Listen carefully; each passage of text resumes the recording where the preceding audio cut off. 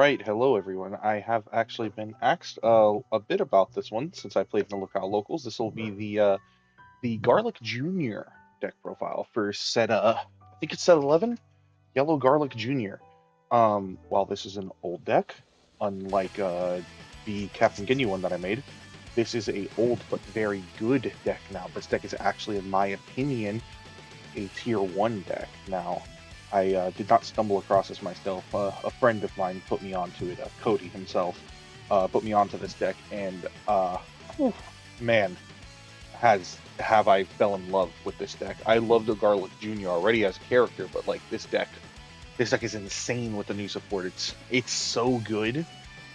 It's matchups where it feels like it's good into. It feels like you can almost not lose those matchups unless you actively try to lose, and even your quote unquote bad matchups that you should normally have, like red, are playable because of the new cards that came out for it. So let's go into it. So this is the leader, Garlic Jr., the Immortal Demon. Uh, yes, this came out in Vermilion Bloodline, so set 11. So this one is a fun leader. It's got Overlord on the leader. We love to have extra keywords on our leader. Um, Once per turn, you can place one of your battle cards with Servant at the bottom of your deck, and you draw a card. Auto, when he attacks, you draw one. Awaken. When you have 4 or less life, or a yellow unison with a specified cost of 3 in the play, draw one, untap one, and rip to 6. You can tell this leader's old, because they expected you to awaken on turn 3, and still had a self-rip mechanic on it for some reason. But, you know, whatever. We're awakening on 2 now with the new card that came out for it. Backside of leader, Overlord. Once per turn for the Overlord, just like the front side. Auto, when this card attacks, draw 1 card. Auto, when one of your opponent's cards attacks, you may choose a Yellow Demon Clan card with an energy of 2 or less in your hand, and you play it in rest mode.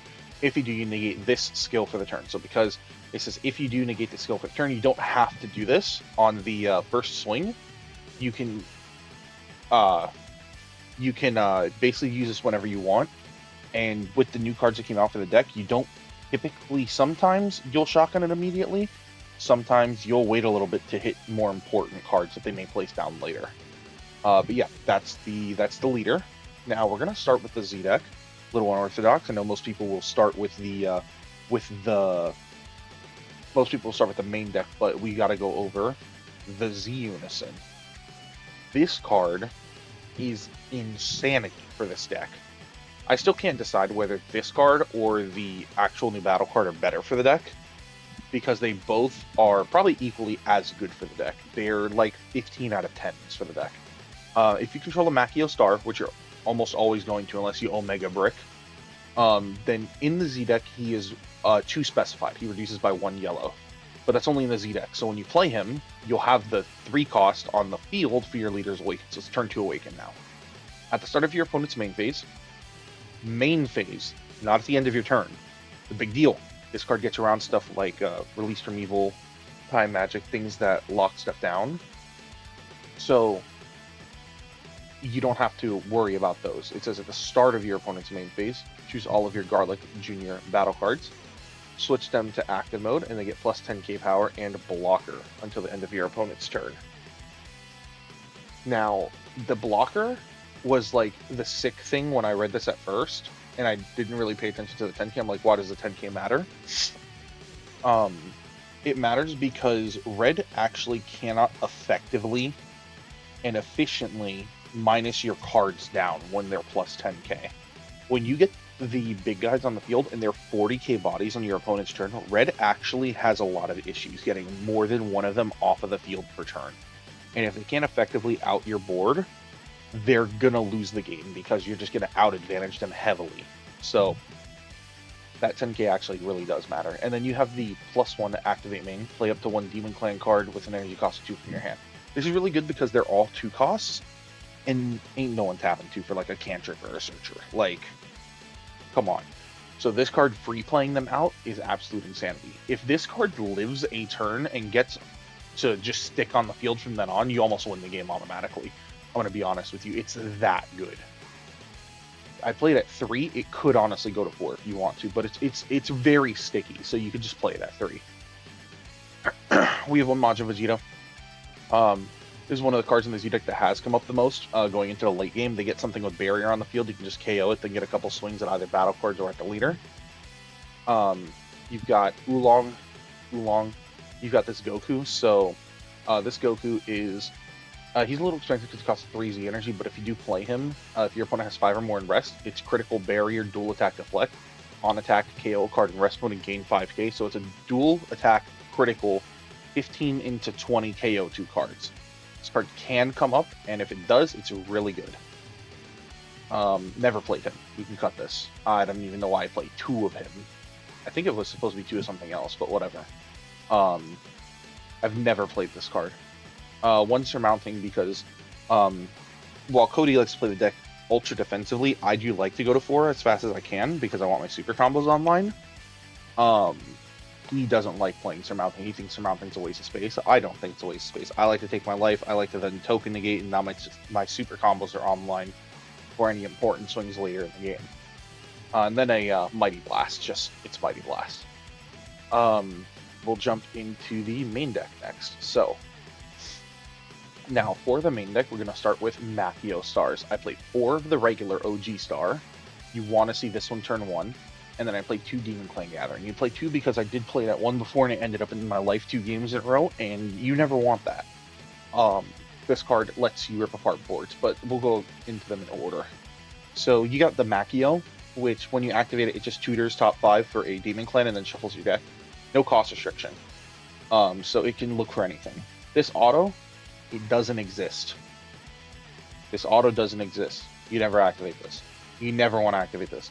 It's at the end of your turn, shoots 1 yellow Demon Clan with an energy cost of 2 or less in your hand, play it. But it's skillless. If it wasn't skillless, maybe I would play it and get like a draw or a search. It plays skillless. Why the hell am I throwing my hand away? This effect is useless. It will never be used. Then we have Demon Clan Gathering. Permanent, it's treated as Machio in all areas, so it reduces for your Unison if you open this and no other Machio. But you play this later. When one of your Garlic Juniors activates Overlord, choose up to one of your opponent's battle cards and KO it. That is not once per turn. You can typically, in some cases, get 2 to 3 Overlords per turn, maybe even 4, if you go into the right kind of turn and just rip your opponent's board apart just with a field spell. And then, if you have 3 or more energy and you place a card from your hand at the bottom of your deck, you choose your 5-cost Garlic Junior Overlord of the Dead Zone, and it gets 5k Double Strike, so it becomes a 35 Double Strike critical. This card's insane for late game, just ripping apart boards while you're just applying infinite pressure and gaining infinite advantage against them. Gasu might as well just be another Machio Star. It's activate main, discard him, add a Machio. If your leader is a Demon Clan, when you activate Overlord, play him from your hand. You're never going to do this. It's a 15k vanilla.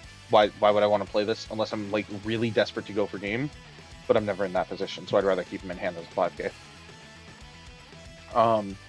We have Master Roshi Demonic Transformation, Servant, Auto, Limit 1. That's what this text is here. It literally is just Limit 1. If your leader is a Yellow Demon Clan, when this card is played, draw 1 card. Can't activate auto skills and copies of this for the turn. Limit 1 just wasn't a thing back then. That's how old the deck is. It's also Servant, so it is a 20k swing, which you're very happy for. Your little ones, these next 3, are all going to have Servant. They're all relevant swings, and you overlord them out. Against a blue, I would recommend if they have any energy up, just immediately overlord them. You don't want to get Beerus Realm and then lose a draw. Because in a Beerus Realm situation, they Beerus Realm you, they draw, so they went even and you lost a draw. I'd rather just bottom deck it and get my draw right away. Next is Chi-Chi. Demonic Transformation. Servant, so she's 20k swing. This card is played, shoots one of your opponent's battles or unisons in such stress mode. So remember, the leader plays on the opponent's turn with the skill. When your opponent attacks, you play one of your guys. Chi-Chi's the optimal one to play on your opponent's turn because now you're interrupting a battle or unison card swing. So if your opponent has like a dual attacker that they didn't attack with first, you can then just shoot out Chi-Chi and then you rest their card. Then we have Demonic Vassal Roshi. And how Cody likes to say, this card is deceptively good. So if your leader is a yellow Demon Clan card, when this card is played, you top 5 and add a Demon Clan among them to your hand, and then shuffle your deck. This does not, again, have any cost restriction. It adds any Demon Clan. And then limit 1, if your leader is a Demon Clan, you have a Machio Star, and you place 1 card from your hand at the bottom of your deck, you can free play him from the hand. So if you've used your free play off your Unison and you still want to get another search, another Overlord, boom, you have Roshi, he can free play. He's a 19k swing, not a 20, but that's fine. 19 and 20 are almost the same thing. It only matters if your opponent's leader is actually 20. Yeah, this card's deceptively good. Like when I show other cards, I'll go back to it to just like go into detail. Then we have Zoldo. I actually play. Okay, so you can play Krillin if you want to. I prefer Zoldo, mainly because it's searchable, and Krillin's not. There have been plenty of times where it's just like, yeah, let me search with Roshi, and then I like find either a cantrip Roshi or a super combo, or I look at the top 5, and the only thing there are two Zoldo super combos, and at least I can add them. So I do think this is the correct super combo. You can play like 3 and then like 1 Zamasu / Chilai if you want to, or Kefla if you're trying to be cheeky with a cute super combo. But I think Zoldo is perfectly fine, even though he's not a bottom 1 draw 2 like Krillin is. He's not like the new, he's not like Wings, Choose the Energy or whatever. You can just rip down fast enough with a surmounting plus a token, and then boom, he's live. He's also, and this does come up, he is a free play off the leader swing. So if you don't have anyone else to play, you can free play him, because it has come up in testing where I needed to free play him, which is not good, but I've had to do it. We play 3 Vegeta Prideful Transformation. Honestly, I'm probably going to put this to 4. This card is so good. It's a 5k combo at worst, but at best, it just hits anything into rest mode that doesn't have Deflect, and a lot of boss cards nowadays are getting printed without Deflect ever since Godseal got hit. This card, like Godseal, does not care about the cost. So it'll just place that card straight in rest mode, and then this is also another blocker. Because remember, he makes all the Garlics blocker, which are about to be what I'm going into. So this card, mucho bueno. We love it. Garlic Jr., Mortal Avenger. Unique, indestructible. Every Garlic except the new one that just came out have unique. Just saying, so you can't spam the board with them. This guy is quote-unquote the worst of the Garlic Juniors, but he's still played at 4 because he is a 3-drop name for the 5-drop EX Evolve, and he does have a cool little KO effect. And he's just going to be another blocker name that you can have on the field. Auto for a yellow. If your leader uses Yellow Demon Clan, and it's your turn when one of your Demon Clan cards is removed from your battle area by a skill, aka Overlord, play this card from your hand. When this card, when you activate Overlord, switch this card to rest mode, choose up to one of your opponent's battle cards in rest mode and KO it. So you can't do this if it's already in rest mode, so if you swung with it for some reason, which has happened before, but if you've swung with it, you can't use that effect, but it basically is a free pop if you Overlord something else and they have something in rest mode. That's a little bonus effect I keep forgetting exists on that card when I'm playing. Villainous Threat, Unique, Indestructible, Villainous. This keyword might as well not be on here because he has Unique and we're not playing any of Villainous. It's literally just tap 1 if Makio Star exists, play him from your hand. He's just another name, another blocker, another swing, another Garlic. Then we have the 5-drop. This guy is so good. Even nowadays, like this card alone, it just generates you so much advantage with the rest of the deck. Unique, Indestructible, Critical, and he's 30,000. So with the Unison, he's 40,000. Very hard for Red to get off the field effectively. Yes, they can get it off the field, but will they get it off the field effectively is the question. Now, if your leader card is a Yellow Demon Clan card, look at the bottom card of your deck. If it's a Yellow Demon Clan with a cost of 2 or less, play it. Otherwise, return it to the bottom. So that's where Roshi becomes broken, because what you're going to do is typically you're putting him on the field turn 3. So you're going to go EX Evolve into him. You're going to go uptick on Unison, play the Roshi, get a top 5 search. That's 1 card added to hand. Overlord with the leader. Draw 1. That's another card to hand. Activate main. Play Roshi. Search top 5. Find like a super combo or something. That's 3 added to your hand. Overlord with this, that's 4 added to your hand. If this card lives to the next turn and this card's still on the bottom, now you just go activate main, play Roshi, search again, and then Overlord again with him. So Roshi can generate you so much advantage with this guy because this one's limit 1, remember. The draw 1 on this is limit 1, so maximum you'll get 3 out of this one. This one you'll get 4. And then you can even spam Chi-Chis with this. Like let's say you have Demon Clan Gathering, and you don't have one of these, but you have Chi-Chis and your opponent has active mode non-barrier cards, you can go like +2, play Chi-Chi, rest the card, Overlord it, KO the rest card. Effect, play Chi-Chi, rest another card, Overlord it with leader, now KO another rest card. So Chi-Chi still comes up too. This card is insanity with that bottom effect. Then we have We have this absolute unit of a card. 30k indestructible, critical, overlord, dual attack, EX evolve, cost, draw one card. So if your opponent has a card active that stops you from drawing with effects, you cannot go into him, aka like Super Namekian, -7 on peel off, yada yada. Limit 1. When an AOD or a Demon Clan is played, not during your turn, just played in general, meaning when the leader plays it on your opponent's turn, you get to choose one of your opponent's cards. This includes energy, ignoring barrier and switch to rest mode. Majority of the time, you're just slamming an energy into rest mode. This is why I'm saying this deck has a good red matchup, because they have to spend their energy awkwardly to out this guy before they even start swinging. Otherwise, they're gonna swing and you're gonna rest an energy down. So this guy is absolutely insane. And if red decides they're just going to leave 2 energy up because they want explosive dance energy, that means they're not playing their deck correctly, and you're going to win that game anyway. This guy just resting energy is gross. Now, if your opponent taps out and plays on their bodies, now guess what? Let's say they tap out. Let's say you're playing against Big Iron Broly, right? They go tap 4, play a guy, play another body, and then they go swing. You're going to go, okay, effect of leader, play this, effect of this, rest the unison, effect of this, rest the other guy. No, effect of this, rest the leader. Effect of this, rest one of their cards, and then you're going to block with this. Now, if they have a unison or one other guy, that means they have 1 swing left for their turn. You can do this to disrupt a lot of plays. It's actually gross. And having 2 to 3 of these on, like garlic names on the field with blocker and destructible, while also resting an energy and resting 1 card it's like one of the most toxic things I've ever done in this game. Next one we have the SCR. I'd play Frieza. There are definitely multiple options. You could play Purunga, which is Cody's favorite. He lives by that. Purunga is the best SCR for the deck because you're already critting your opponent's hand. Why not draw 3 and make them discard 3? We've also discussed Super 17 as a budget option. It's very good. It fits the identity of the deck with criticals, and it's a cold bloodlust.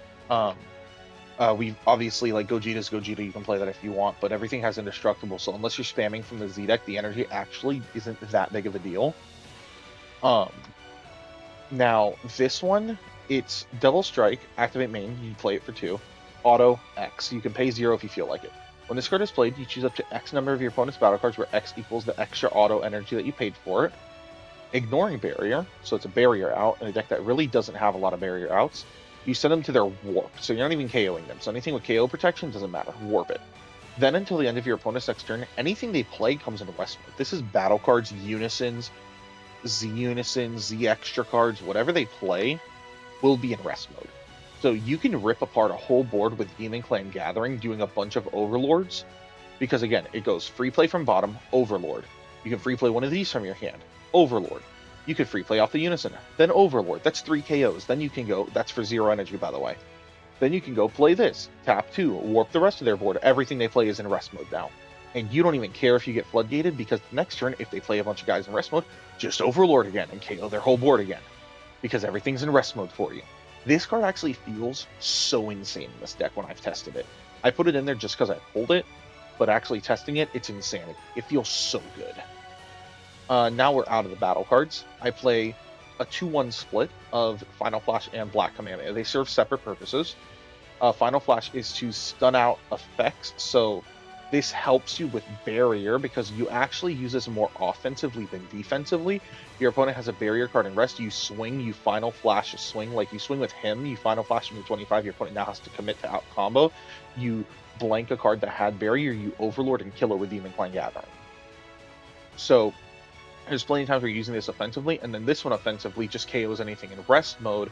That way I don't have to rely on an overlord, it just KOs something in rest mode. But in defense, this one, instead of just blanking a card, one draws one and rests 2 of my opponent's battle cards. So if they have too big of a board, I can go like, if I have an energy up, right, it's free play Chi-Chi, rest a guy, rest an energy, effective Black Kamehameha, rest 2 other guys. Like, it's a lot of defense. So I actually like both of them.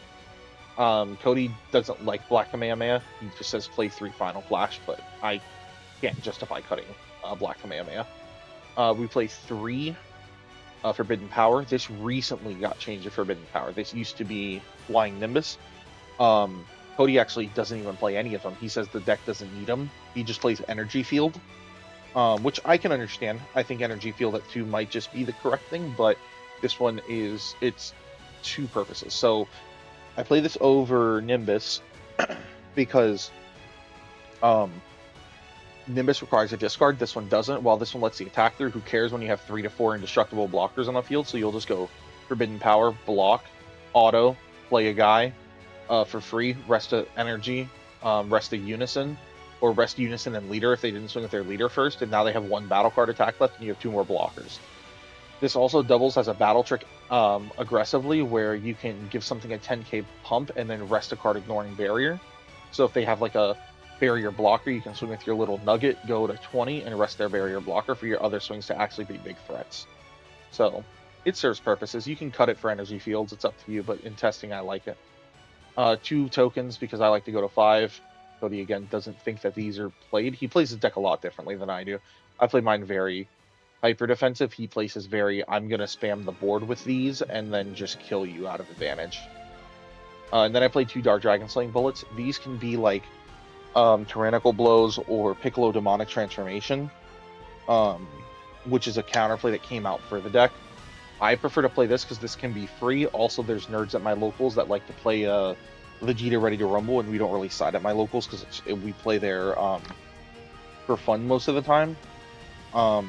Only when we're real testing do we side, so I just have to put these in the main when I'm playing around, because otherwise I'm going to lose to Rumble. Now we'll go to the side deck. So I have one thrown together just because I need something to have, to keep my sanity, because I need a side deck for my decks at all time in case I actually do something with them. So we play the 4th Garlic for red matchups. It's only flipped because I flipped the one in the main deck, so Deck Planet flips it otherwise for the other areas. I play the 4th one just for red because red can out it. Other colors can't really out it, and you don't ever really send a second one on the field because you have to commit a lot to put a second one and then rebuild your other chains back up. So one of them is enough. 2 Tyrannical Blow. Again, this and Bullet can be swapped around. Up to you. 4 Trusted Ally. Honestly, this card could be cut. I don't really care too much about hand control. Because like the Roshis, they just build your hand back so easily with all the overlords and whatnot. This could go to like 2 or even 0 for other things like Frost or other things like that. We play 2 Chi-Chi Melee Matriarch, so she's for the Dimension Magic Bullets. We play 1 Haru Haru Attacker Majin. This recently left the side. It's more of a win more card. You don't really need it. If you're already in the position where you can resolve this, we're probably winning that game anyway. So yeah, Haru Haru's in here, but it left recently. 2 Release from Evil. It's Release from Evil. You play a Unison. If you play against a deck that has strike skills or multi-attackers that can get through multiple blockers, then you put Release from Evil in the deck. And then 3 Motaito Skill of a Sage. This is the funniest one because I have heard so many people when I talk online to people on like different Discord servers and whatnot, when I'm like, oh no, Garlic's really good, yada yada, this and that. They're like, oh, Garlic sucks. You're gonna either play into red, which you have a very good matchup into. Well, not very good, but like they have to play really awkwardly to get rid of your stuff, which is very nice for you. Or they're like, I'll just emotional blow or I'll trunks it. And I'm like, dude, please waste your time setting up for an emotional blow in blue where you have to put a 30k and then you have to emotional blow for me just to Vegeta Prideful or Mutaito it down. Or please waste your energy playing a Trunks for me to Mutaito it or hit it with Prideful, because I believe that card doesn't have Deflect either. So it's like, they can waste their time. I'll lock that thing in rest mode. This one's really good against Trunks because if your opponent's playing Mai can restand the Trunks. This one locks it until the start of my next turn. They can't even restand it in Mai. So they can't even get rid of my Indestructible. This card is insane for this deck, for those specific matchups where you know that they can have those, because those answers need to be able to swing in order to answer. But yeah, that's the deck profile. It's 55 cards. I'm working on getting it down to 50. The deck searches a lot where it's fine at plus 50 cards. But I am going to try and cut it down to probably 52 or 50 if I can. But yeah, this is something where you guys can use it as a base. Anyway, I do thank you all for watching. Hope you all have a great time.